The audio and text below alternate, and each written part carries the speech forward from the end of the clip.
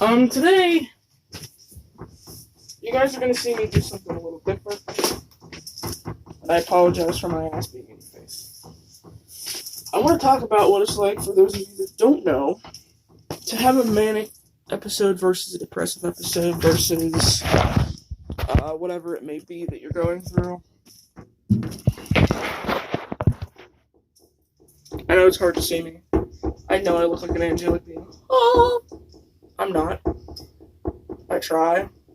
And this is a gun cabinet that you're sitting on, and it wasn't doing this before, and now it is. So I'm wondering if one of the locks isn't locked, so it's gonna be making noise the whole time. But kind of what it boils down to. And yes, I know I've talked about depression, anxiety, mental illness, things like that on my channel before, but when you have a mental illness, there are stages of it. There are things that you go through that you realize, oh, this is part of it now too, great. Or maybe you had a certain part of it and now that part's not affecting you as much. So you're like, oh, so that part's gone.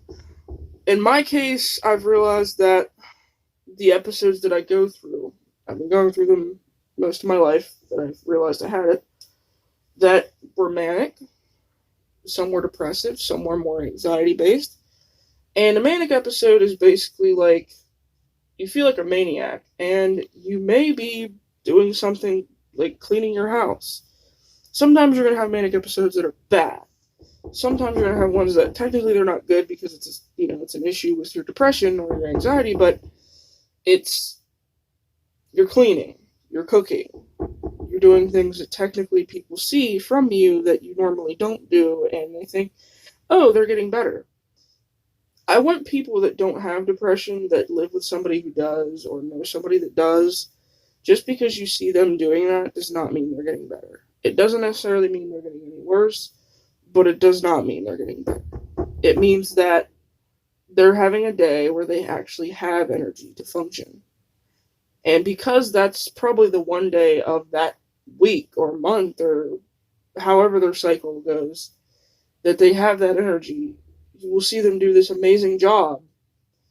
And if they do that once a week or twice a month or whatever, you'll see that and you'll be like, well, why can't you do that every day? Depression robs you of energy. It literally robs you of motivation. It robs you of the want to live. So if someone even still wants to be on this planet when they have depression, I don't want to hear shit from people that don't. If you don't have it, you don't understand it, that's fine. You don't have to understand it. But you have to respect the person that's dealing with it. And I'm not talking about people that say that they have it and don't display any symptoms, and they're clearly just saying that they have it for fucking an excuse. So that they can get disability, or so that they can get pity from their friends, whatever the reason would be.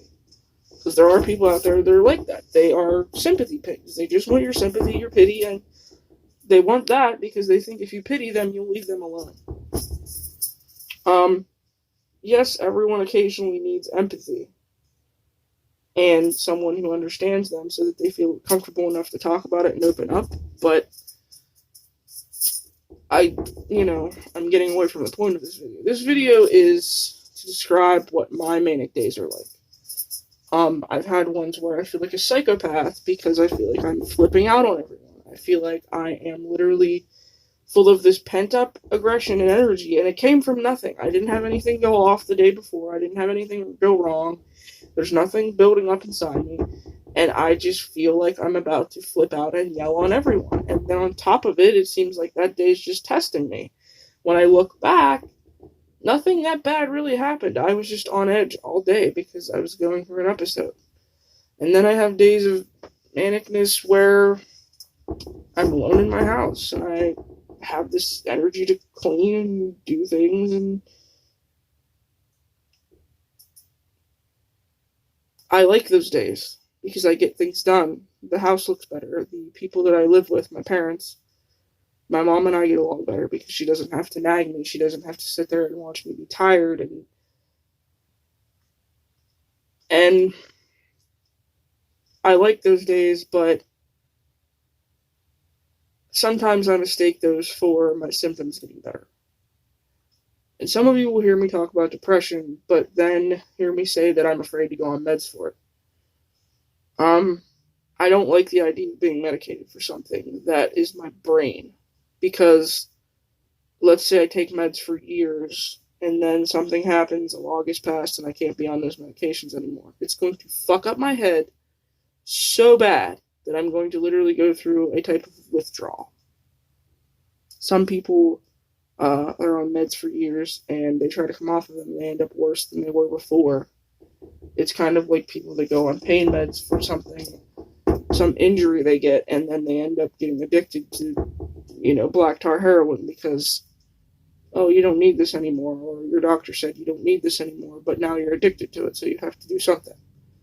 And I'm not saying that if I got put on antidepressants, I would start doing pills on the black market. No, and I'm not saying that everybody goes through that kind of addiction process.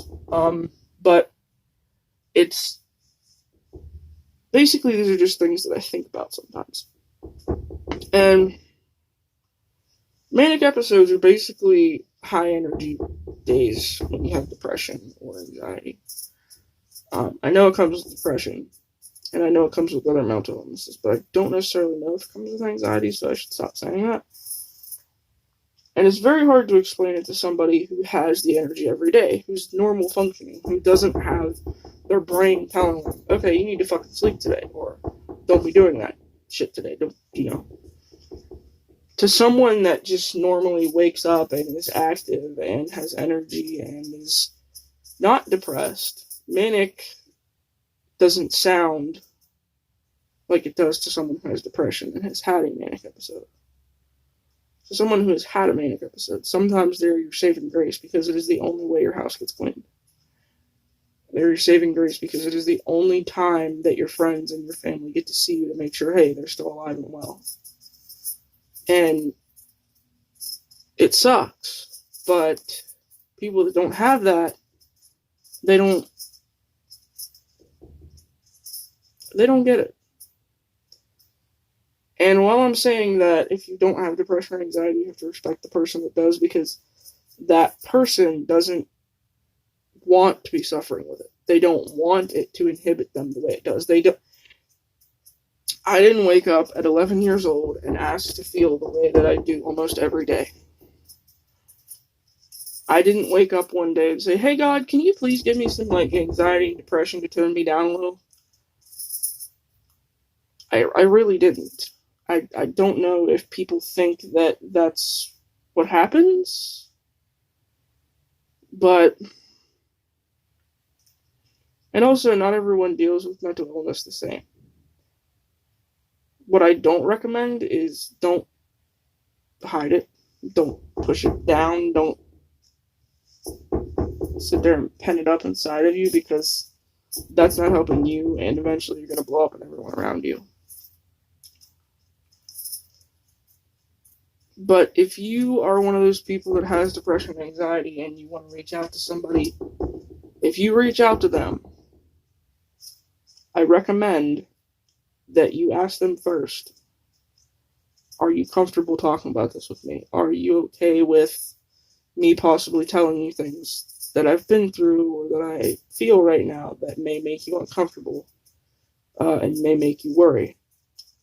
There are people like me who think about suicide a lot, but realize that the episode, because I've had depression for so long, I've thought about suicide heavily, but I have realized that those thoughts normally pass. If they didn't pass, I would probably reach out to one of my friends. Sadly, I know that my mom could be downstairs. I could be about to put a gun in my mouth, and I would not be able to tell her. I would not be able to say, Mom, I feel very suicidal, and I want you to... I wouldn't be able to reach out to her like that. I wouldn't want to burden my friends like that. But my friends, who I love very much, even if I don't say it, and they know who they are if they see this video, they understand. that sometimes I'm just venting, sometimes I've just had an off day, sometimes my brain is just overwhelming me. And some of it is because they've been through it, and some of it is because they're human and they realize everyone's different. I hate living in a small town where 95% of the people are the same. Because if you're not, people look at you like you're a freak. I'm not a freak. It's because I don't wear Skechers like you and wear nice fancy shit like you do, Karen, or whatever the fuck your name is. Doesn't mean I'm weird, doesn't mean I'm a crackhead, doesn't mean I'm creepy, doesn't mean I'm dirty. I wear comfortable stuff on my days off. And I'm me. I used to feel weird in school, and it had nothing to do with what I wore or what I did or what classes I took. I had anxiety in school. I had severe anxiety. And when I look back, I don't know why. Because when you get older, and this is for anyone who's watching this video that may be in high school and may be struggling, and you just went into high school and you have 7 more years to go, and you hate the world you're in, and you hate the things that you're doing, because you realize a week later, I didn't have to go talk shit on Veronica. I did it because Ashley was talking shit on Veronica, and I wanted Ashley to think I was cool. I can't explain why people talk shit on each other, but people do that their whole lives. Sadly, that's something that you're going to hear your whole life, from adults, from kids, from teenagers. Because when people get some, like, shit about someone, they just want to, because that's everybody. I think it's just part of the fact that human beings are observe and report type creatures. But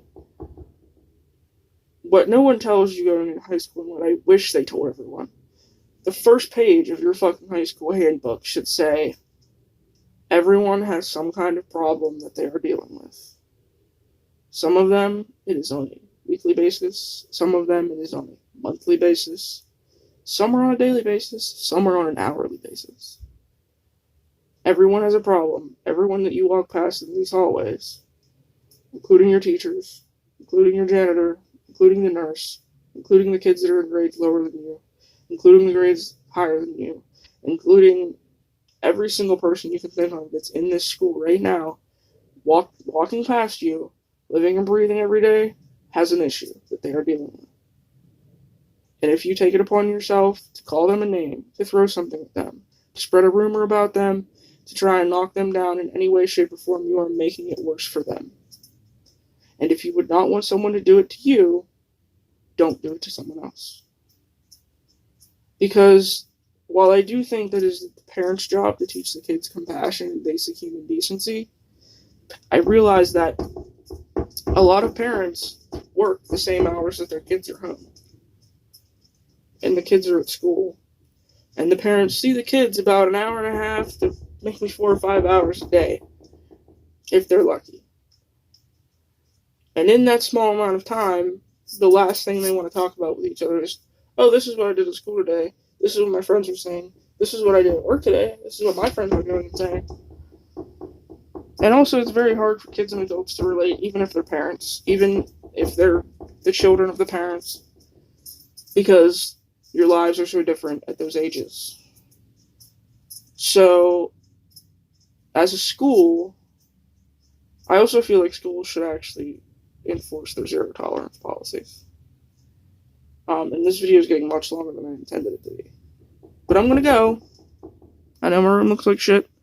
I do want to explain why. I want to explain something. My room is being used to store this gun cabinet and this one. And the wall's torn out right now. The ceiling's you can see the screws in the ceiling.